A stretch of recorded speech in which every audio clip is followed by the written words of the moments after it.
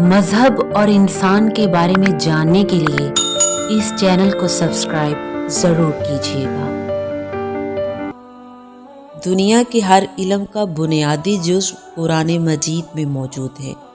اگر صحت کے حوالے سے قرآن مجید کے علم سے ڈائٹ پلان کا انتخاب کیا جائے تو قرآن مجید سورہ مریم میں اس کا ذکر کرتا ہے۔ اللہ سورہ مریم کی آیت نمبر 62 میں اہل جنت کا ذکر بیان کرتے ہوئے فرماتا ہے کہ انہیں صبح اور شام کو کھانا دیا جائے گا، یعنی قرآن کے مطابق کھانا کھانے کے بہترین اوقات صبح اور شام ہیں۔ اب ہیلتھ اور سائنس نے بھی انٹرمیٹنٹ فاسٹنگ کے نام سے ایک طریقہ متعارف کروایا ہے جو ہر لحاظ سے وزن کو کم بھی کرتا ہے اور صحت کو بہترین بنا دیتا ہے، جس میں کھانا صبح اور شام میں کھایا جاتا ہے۔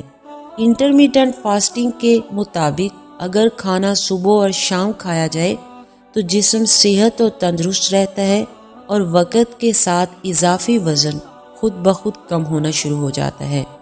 اور قرآن نے تو اس بات کی تائید کر ہی دی ہے کہ کھانا صبح اور شام کھانا چاہیے۔ اگر کوئی قرآنی تعلیمات پر عمل کرتا ہے تو وہ اپنے مقصد میں کامیاب ضرور ہو جاتا ہے، کیونکہ قرآن کا علم اللہ کا علم ہے۔